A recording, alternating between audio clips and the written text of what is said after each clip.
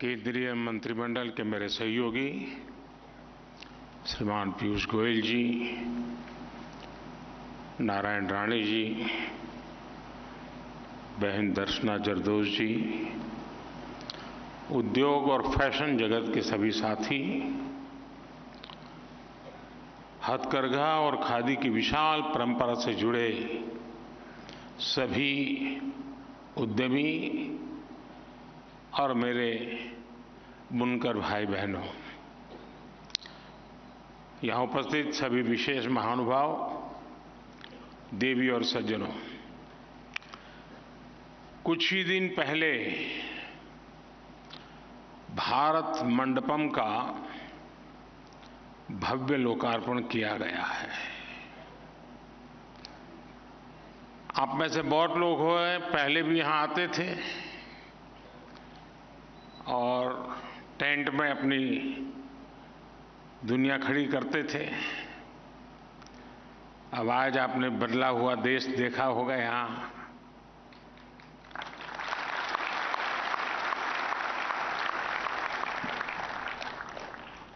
और आज हम इस भारत मंडपम में नेशनल हैंडलूम डे, राष्ट्रीय हथकरघा दिवस मना रहे हैं। भारत मंडपम की इस भव्यता में भी भारत के हथकरघा उद्योग की अहम भूमिका है। पुरातन का नूतन से यही संगम आज के भारत को परिभाषित करता है। आज का भारत लोकल के प्रति वोकल ही नहीं है, बल्कि उसे ग्लोबल बनाने के लिए वैश्विक मंच भी दे रहा है। थोड़ी देर पहले ही मुझे कुछ बुनकर साथियों से बातचीत करने का अवसर मिला है। देश भर के अनेकों हैंडलूम क्लस्टर्स में भी हमारे बुनकर भाई बहन दूर दूर से यहाँ आए हैं, हमारे साथ जुड़े हैं। मैं आप सभी का इस विशाल समारोह में हृदय से स्वागत करता हूं। मैं आपका अभिनंदन करता हूं। साथियों, अगस्त का ये महीना क्रांति का महीना है। ये समय आजादी के लिए दिए गए हर बलिदान को याद करने का है। आज के दिन स्वदेशी आंदोलन की शुरुआत हुई थी। स्वदेशी का ये भाव सिर्फ विदेशी कपड़े के बहिष्कार तक सीमित नहीं था, बल्कि ये हमारी आर्थिक आजादी का भी बहुत बड़ा प्रेरक था। ये भारत के लोगों को अपने बुनकरों से जोड़ने का भी अभियान था। ये एक बड़ी वजह थी कि हमारी सरकार ने आज के दिन को नेशनल हैंडलूम डे के रूप में मनाने का फैसला लिया था। बीते वर्षों में भारत के बुनकरों के लिए, भारत के हैंडलूम सेक्टर के विस्तार के लिए अभूतपूर्व काम किया गया है। स्वदेशी को लेकर देश में एक नई क्रांति आई है। स्वाभाविक है कि इस क्रांति के बारे में लाल किले से चर्चा करने का मन होता है, और जब 15 अगस्त बॉल पास में हो तो स्वाभाविक मन करता है कि ऐसे विषयों की वहां चर्चा करूं। लेकिन आज देश भर के इतने बुनकर साथी जुड़े हैं, तो उनके समक्ष उनके परिश्रम से भारत को मिली सफलता का बखान करते हुए और सारी बात यही बताने से मुझे और अधिक गर्व हो रहा है।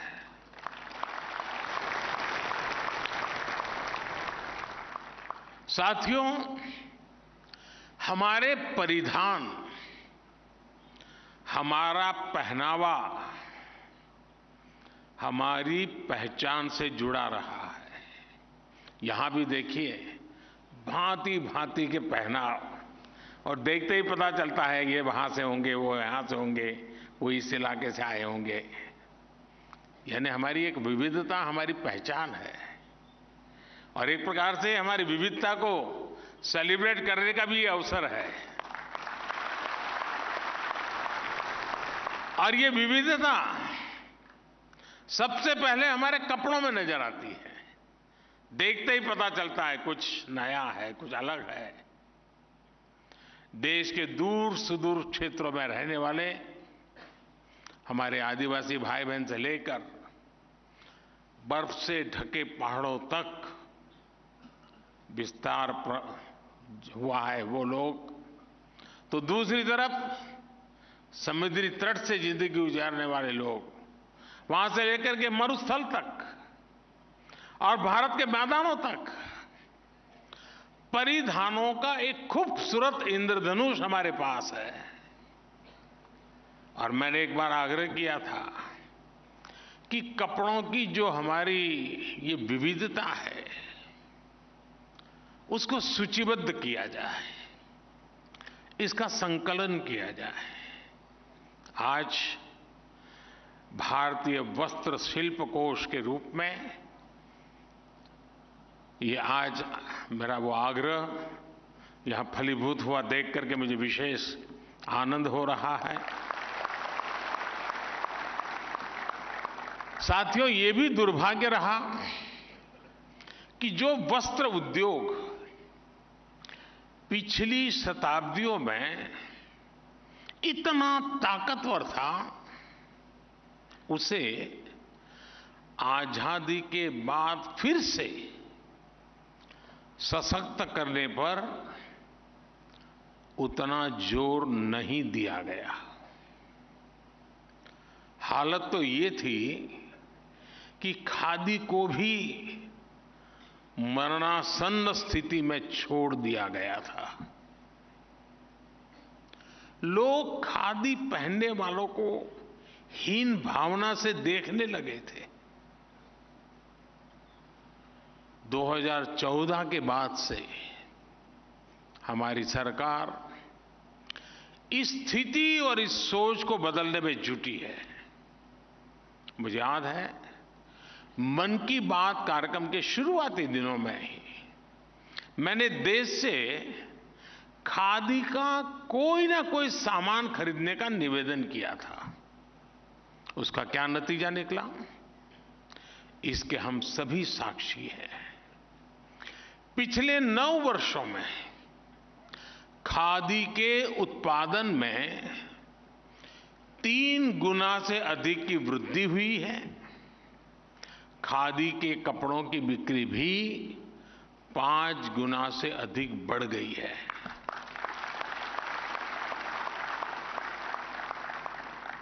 देश विदेश में खादी के कपड़ों की डिमांड बढ़ रही है। मैं कुछ दिनों पहले ही पेरिस में वहां एक बहुत बड़े फैशन ब्रांड की सीईओ से मिला था। उन्होंने भी मुझे बताया कि किस तरह विदेश में खादी और भारतीय हैंडलूम का आकर्षण बढ़ रहा है। साथियों, 9 साल पहले खादी और ग्रामोद्योग का कारोबार 25,000-30,000 करोड़ रुपए के आसपास ही था। आज ये 1,30,000 करोड़ रुपए से अधिक तक पहुंच चुका है। पिछले 9 वर्षों में ये जो अतिरिक्त 1,00,000 करोड़ रुपए इस सेक्टर में आए हैं, ये पैसा कहां पहुंचा है? ये पैसा मेरे हथकरघा सेक्टर से जुड़े गरीब भाई बहनों के पास गया है। ये पैसा गांवों में गया है, ये पैसा आदिवासियों के पास गया है। और आज जब नीति आयोग कहता है ना कि पिछले 5 साल में 13.5 करोड़ लोग भारत में गरीबी से बाहर निकले हैं, वो बाहर निकालने के काम में इसने भी अपनी भूमिका अदा की है।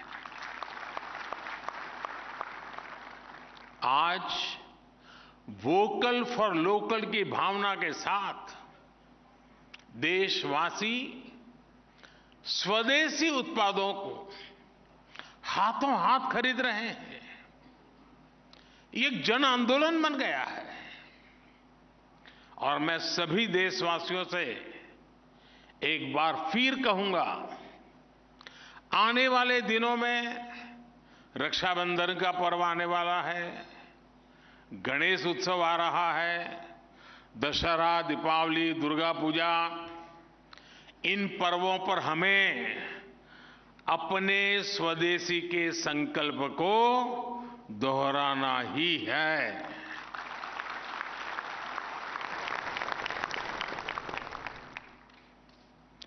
और ऐसा करके हम अपने जो हस्तशिल्पी हैं, अपने बुनकर भाई बहन हैं, हथकरघा की दुनिया से जुड़े लोग हैं, उनकी बहुत बड़ी मदद करते हैं।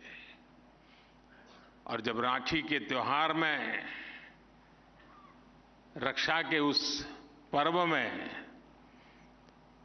मेरी बहन जो मुझे राखी बांधती है, तो मैं तो रक्षा की बात करता हूं, लेकिन मैं अगर उसको उपहार में किसी गरीब मां से हाथ से बनी हुई चीज देता हूं, तो उस मां की रक्षा भी मैं करता हूं।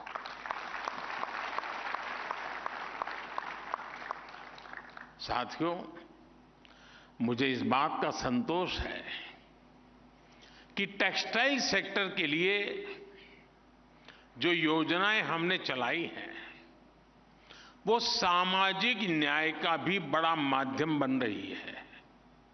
आज देश भर के गांवों और कस्बों में लाखों लोग हथकरघे के काम से जुड़े हैं। इनमें ज्यादातर लोग दलित, पिछड़े, पसमानदा और आदिवासी समाज से आते हैं। बीते 9 वर्षों में सरकार के प्रयासों ने न सिर्फ इन्हें बड़ी संख्या में रोजगार दिया है, बल्कि इनकी आय भी बढ़ी है। बिजली, पानी, गैस कनेक्शन, स्वच्छ भारत जैसे अभियानों का भी लाभ सबसे ज्यादा वहां पहुंचा है। और मोदी ने उन्हें गारंटी दी है मुफ्त राशन की। और जब मोदी गारंटी देता है तो उसका चूल्हा 365 दिन जलता ही जलता है। मोदी ने उन्हें गारंटी दी है पक्के घर की। मोदी ने इन्हें गारंटी दी है 5 लाख रुपए तक के मुफ्त इलाज की। हमने मूल सुविधाओं के लिए अपने बुनकर भाइयों और बहनों को दशकों का इंतजार खत्म किया है। साथियों, सरकार का प्रयास है कि टेक्सटाइल सेक्टर से जुड़ी जो परंपराएं हैं, वे ना सिर्फ जिंदा रहे, बल्कि नए अवतार में दुनिया को आकर्षित करें। इसलिए हम इस काम से जुड़े साथियों को और उनकी पढ़ाई, प्रशिक्षण और कमाई पर बल दे रहे हैं। हम बुनकरों और हस्तशिल्पियों के बच्चों की आकांक्षा को उड़ान देना चाहते हैं। बुनकरों को बच्चों को स्किल ट्रेनिंग के लिए उन्हें टेक्सटाइल इंस्टीट्यूट्स में 2 लाख रुपए तक की स्कॉलरशिप मिल रही है। पिछले 9 वर्षों में 600 से अधिक हैंडलूम क्लस्टर विकसित किए गए हैं। इनमें भी हजारों बुनकरों की ट्रेनिंग दी गई है। हमारी लगातार कोशिश है कि बुनकरों का काम आसान हो, उत्पादकता अधिक हो, क्वालिटी बेहतर हो, डिजाइन नित्य नूतन हो। इसलिए उन्हें कंप्यूटर से चलने वाली पंचिंग मशीनें भी उपलब्ध कराई जा रही है। इससे नए नए डिजाइन तेजी से बनाए जा सकते हैं। मोटर से चलने वाली मशीनों से ताना बनाना भी आसान हो रहा है। ऐसे अनेक उपकरण, ऐसी अनेक मशीनें बुनकरों को उपलब्ध कराई जा रही है। सरकार हथकरघा बुनकरों को रियायती दरों पर कच्चा माल यानी धागा भी दे रही है। कच्चे माल को लाने का खर्च भी सरकार वहन करती है। मुद्रा योजना के माध्यम से भी बुनकरों को बिना गारंटी का ऋण मिलना संभव हुआ है। साथियों, मैंने गुजरात में रहते हुए बरसों मेरे बुनकर साथियों के साथ समय बिताया है। आज मैं जहां से सांसद हूं, काशी, उस पूरे क्षेत्र की अर्थव्यवस्था में भी हैंडलूम का बहुत बड़ा योगदान है। मेरी अक्सर उनसे मुलाकात भी होती है, बातचीत होती है, इसलिए मुझे धरती की जानकारी भी रहती है। हमारे बुनकर समाज के लिए एक बहुत बड़ी चुनौती रहा है कि वो प्रोडक्ट तो बना लेता है, लेकिन उसे बेचने के लिए उन्हें सप्लाई चेन की दिक्कत आती है, मार्केटिंग की दिक्कत आती है। हमारी सरकार उन्हें इस समस्या से भी बाहर निकाल रही है। सरकार हाथ से बने उत्पादों की मार्केटिंग भी जोर दे रही है। देश के किसी न किसी कोने में हर रोज एक मार्केटिंग एग्जीबिशन लगाई जा रही है। भारत मंडपम की तरह ही देश के अनेक शहरों में प्रदर्शनी स्थल आज निर्माण किए जा रहे हैं। इसमें दैनिक भत्ते के साथ ही निःशुल्क स्टॉल भी मुहैया कराया जाता है। और आज खुशी की बात है कि हमारी नई पीढ़ी के जो नौजवान हैं, जो नए नए स्टार्टअप्स आ रहे हैं, स्टार्टअप की दुनिया के लोग भी मेरे होनहार भारत के युवा हथकरघा से बनी चीजें, हस्तशिल्प से बनी चीजें, हमारे कॉटेज इंडस्ट्री से बनी चीजें, उसके लिए अनेक नई नई टेक्निक, नई नई पैटर्न्स, उसके मार्केटिंग की नई नई व्यवस्थाएं, अनेक स्टार्टअप्स आजकल इस दुनिया में आए हैं। और इसलिए मैं उसके भविष्य को एक नयापन मिलता हुआ देख रहा हूं।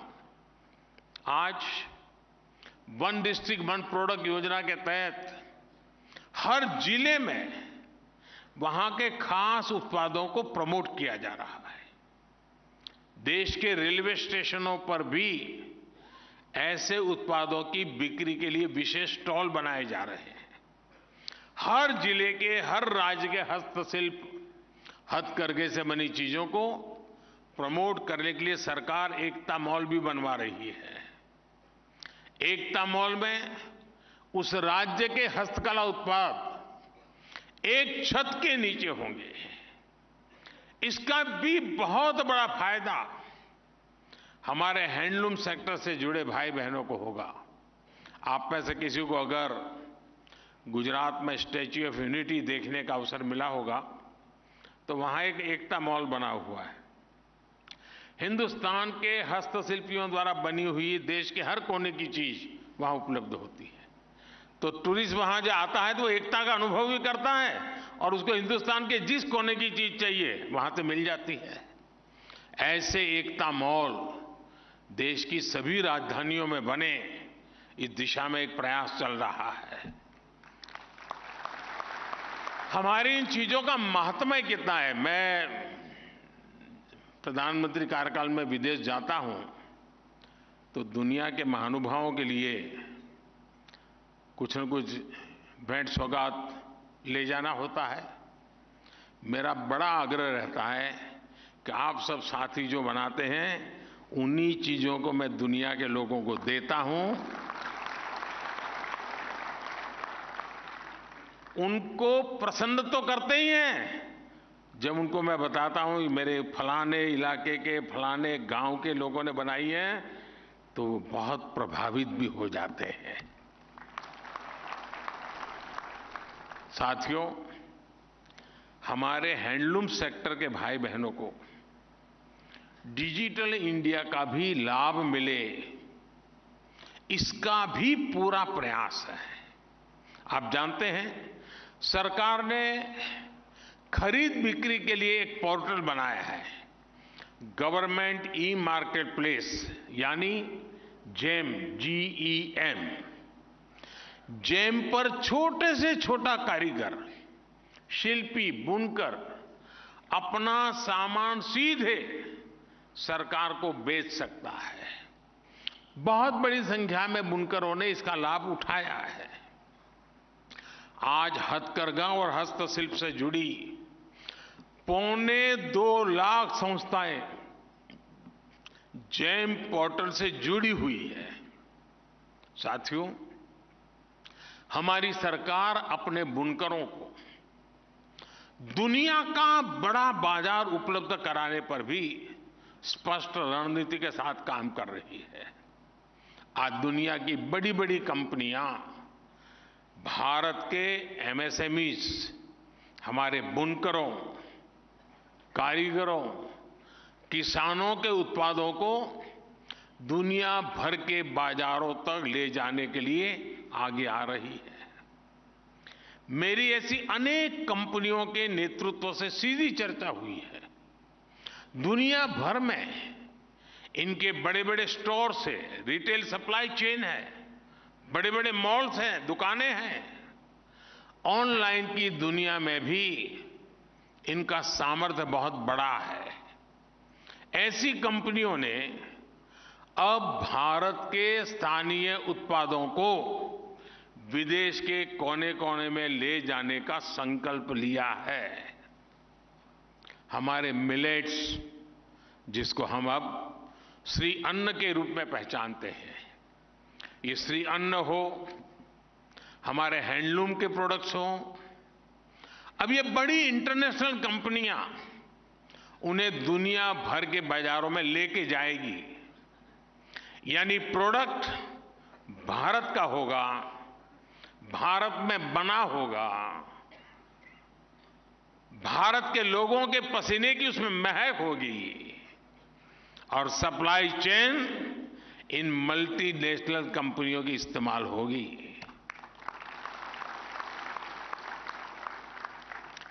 और इसका भी बहुत बड़ा फायदा हमारे देश के इस क्षेत्र से जुड़े हुए हर छोटे व्यक्ति को मिलने वाला है। साथियों, सरकार के इन प्रयासों के बीच आज मैं टेक्सटाइल इंडस्ट्री और फैशन जगत के साथियों से भी एक बात कहूंगा। आज जब हम दुनिया की टॉप 3 इकोनॉमीज में आने के लिए कदम बढ़ा चुके हैं, तब हमें अपनी सोच और काम का दायरा भी बढ़ाना होगा। हम अपने हैंडलूम, अपने खादी, अपने टेक्सटाइल सेक्टर को वर्ल्ड चैंपियन बनाना चाहते हैं, लेकिन इसके लिए सबका प्रयास जरूरी है।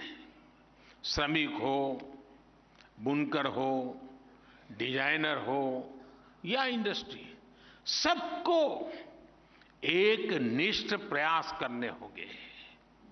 आप भारत के बुनकरों की स्किल को स्केल से जोड़िए, आप भारत के बुनकरों की स्किल को टेक्नोलॉजी से जोड़िए, आज हम भारत में एक नियो मिडिल क्लास का उदय होता देख रहे हैं। हर प्रोडक्ट के लिए एक बहुत बड़ा युवा कंज्यूमर वर्ग भारत में बन रहा है। ये निश्चित रूप से भारत की टेक्सटाइल कंपनियों के लिए एक बहुत बड़ा अवसर है। इसलिए इन कंपनियों का भी दायित्व है कि वो स्थानीय सप्लाई चेन को सशक्त करें, उस पर इन्वेस्ट करें। बाहर बना बनाया उपलब्ध है तो उसे इंपोर्ट करो।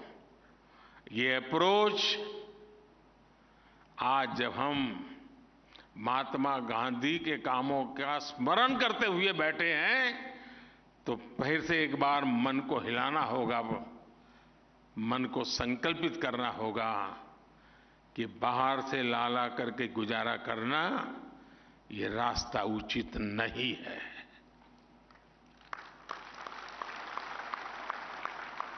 इस सेक्टर के महारथी ये बहाने नहीं बना सकते कि इतनी जल्दी कैसे होगा, इतनी तेजी से लोकल सप्लाई चेन कैसे तैयार होगी।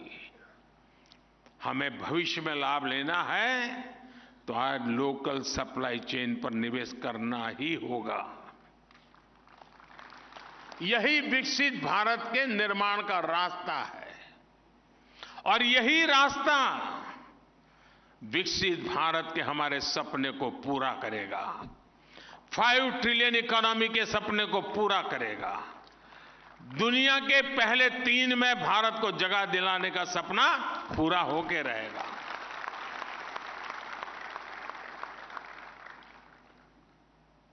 और भावात्मक पहलू की ओर देखें तो इसी रास्ते पर चलकर हम अपने स्वतंत्रता सेनानियों के सपने को पूरा कर पाएंगे, स्वदेशी के सपने को साकार कर पाएंगे। साथियों, और मैं साफ मानता हूं,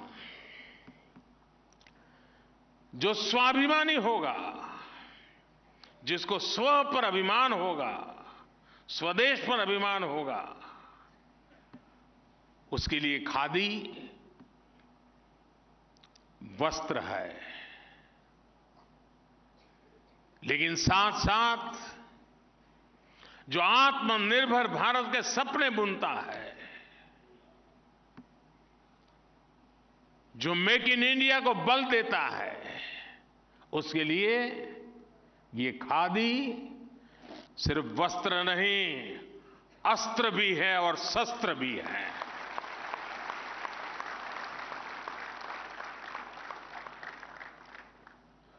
साथियों, आज से एक दिन बाद ही 9 अगस्त है। अगर आज का दिन स्वदेशी आंदोलन से जुड़ा है तो 9 अगस्त की तारीख भारत के सबसे बड़े आंदोलनों की साक्षी रही है। 9 अगस्त को ही पूज्य बापू के नेतृत्व में क्विट इंडिया मूवमेंट यानी इंडिया छोड़ो आंदोलन शुरू हुआ था। पूज्य बापू ने अंग्रेजों को साफ साफ कह दिया था, क्विट इंडिया। इसके कुछ ही समय बाद देश में ऐसा एक जागरण का माहौल बन गया, एक चेतना जग गई। आखिरकार अंग्रेजों को इंडिया छोड़ना ही पड़ा था। आज हमें पूज्य बापू के आशीर्वाद से उसी इच्छा शक्ति को समय की मांग है, हमें आगे बढ़ाना ही है।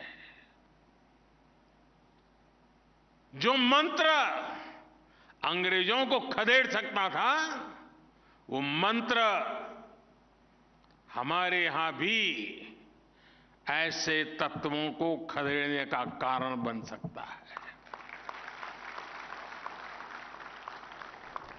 आज हमारे सामने विकसित भारत निर्माण का स्वप्न है, संकल्प है।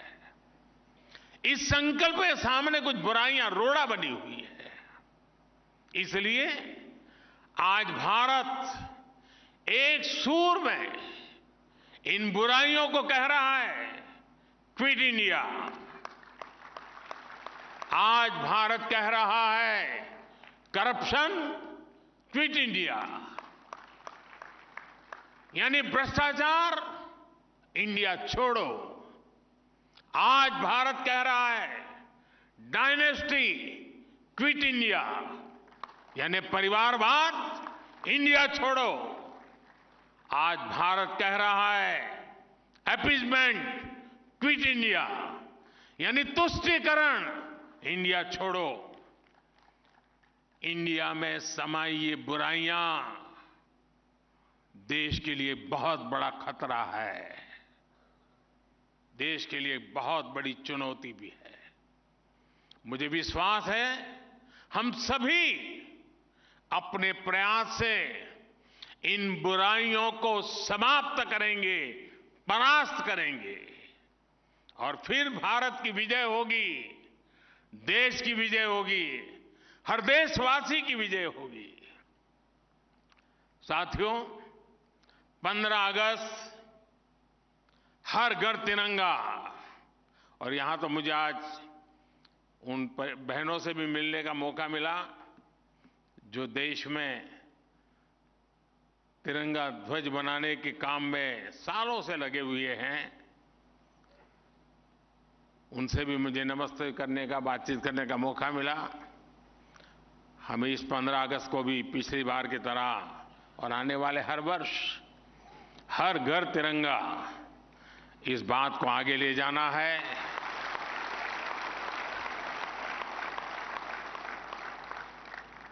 और जब छत पे तिरंगा लहराता है ना, तो सिर्फ वो छत पे भी नहीं लहराता है, मन में भी लहराता है।